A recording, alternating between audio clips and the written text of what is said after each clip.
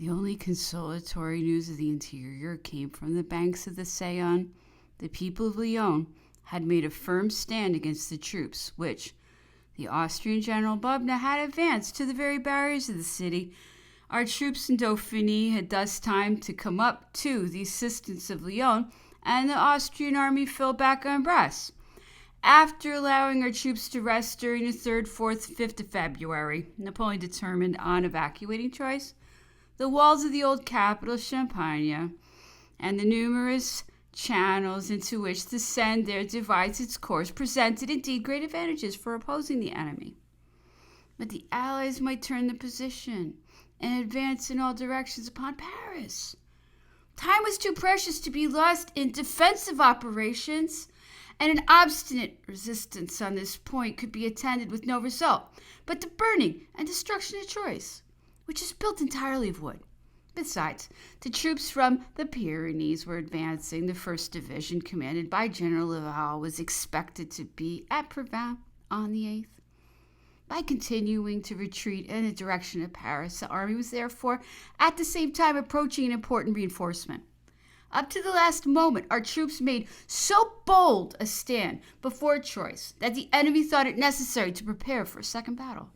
Liechtenstein's corps, which on the 3rd had advanced as far as the bridge of Cléry, had been beaten by the Duc de Treviso. On the 4th of February, Generals Colloredo, Nostes, and Bianchi had been repulsed in an attack which they had risked upon the bridges of the Bars, in which engagement General Colloredo was wounded. Finally, on the 5th of February, Napoleon, having made a demonstration beyond the Bars for the purpose of misleading the enemy with respect to the retreat, which we proposed to make on the following day, the Allies were led to believe that the whole French army was debouching to resume the offensive. They immediately fell back a march, and their headquarters, which on the 4th were established at Lusigny near Vandover, were on the evening of the 5th removed to Bar-sur-Aube. The vigor thus evinced in mere advanced post operations was remarkable after a lost battle. Those who estimated the enemy's trophies at Brienne to have been 4,000 prisoners and 69 pieces of artillery, and who had affirmed that 20,000 men deserted from the French army in the retreat, seemed to forget that the more they exaggerated our losses, the more they augmented the glory of the commanders who contended so energetically against such adverse circumstances. On the 6th, the army quitted Troyes and took the road to Paris. After its departure, the municipal authorities kept their gates closed only until they obtained from the enemy the guarantees of a capitulation. Napoleon that night slept at the village of Gray, halfway between Troyes and Nogent. The evacuation of Troyes and our prolonged retreat had dispelled the last hopes of the army. The troops were dispirited to an indescribable degree. "Where shall we halt?" was the question that was repeated from mouth to mouth. On the 7th, we arrived at Nogent. The houses commanding the open country were fortified, and preparations were made for blowing up the bridge in case of necessity. In a few hours, Nogent was secured against all danger of a coup de main. For the sake of greater expedition, Napoleon paid in advance the sums necessary for the completion of the works. In this position, we halted to dispute the passage of the Seine with Prince Schwarzenberg. The couriers who arrived at Nogent continued to bring us favorable news. On the north, the enemy had occupied Aix-la-Chapelle and Liège immediately after the departure of the Duc de Taranto. The Anglo-Prussian army was blockading Antwerp, but General Carnot arrived in time to take the command of the city, which he entered on the 2nd of February.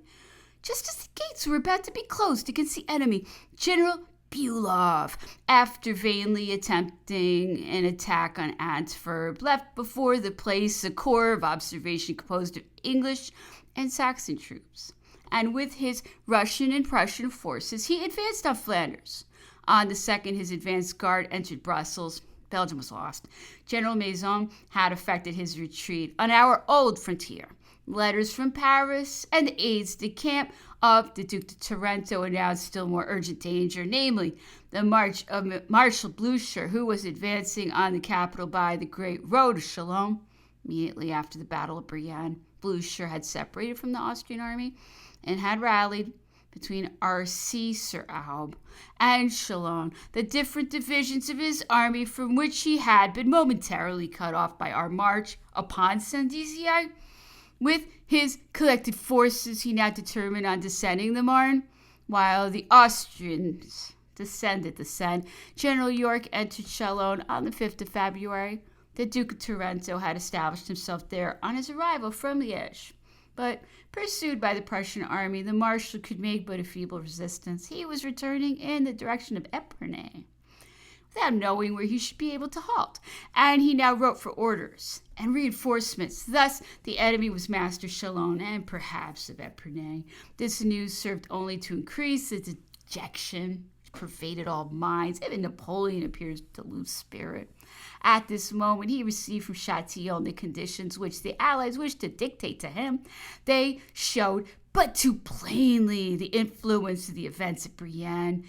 We were now told the Allies' dissent from the bases proposed at Frankfurt. To obtain peace, France must retire within her old limits. Napoleon, having read the dispatches, shut himself up in his chamber and observed the most melancholy silence. The Prince of Neuchâtel and the Duc de Bassano went to him. He presented to them the paper which he had just received from Chatillon. They read it, and another interval of silence ensued. But it was necessary that an answer should be sent off to the Duc de Vicenza. The Allies demanded a categorical and prompt reply. The courier was waiting, but Napoleon still persisted in maintaining silence. The Prince of Neuchâtel and the Duc de Bassano joined in a treaty. With painful emotion, they hinted at the necessity of yielding. Napoleon was at length forced to explain himself. "How?" he exclaimed with warmth. "Can you wish me to sign this treaty and thereby violate my solemn oath? Unexampled misfortunes have torn from me the promise of renouncing the conquests that I have myself made, but shall I relinquish those that were made before me? Shall I violate the trust that was so confidently reposed in me? After the blood that has been shed and the victories that have been gained, shall I leave France less than I found her? Never! Can I do so without deserving to be branded as a traitor and a coward? You are alarmed at the continuation of the war, but I am fearful of more certain dangers which you do not see. If we renounce the boundary of the Rhine, France not only recedes, but Austria and Prussia advance. France stands in need of peace, but the peace which the Allies wish to impose on her would expose her to greater misery than the most sanguinary war. What would the French people think of me were I to sign their humiliation? What could I say to the Republicans of the Senate when they demand their barriers to the Rhine? Heaven preserve me from such degradation. Dispatch an answer to Caulaincourt if you will, but tell him that I reject the treaty. I would rather incur the dangers of the most terrible war." Having thus given vent to his feelings, Napoleon threw himself in his camp bed.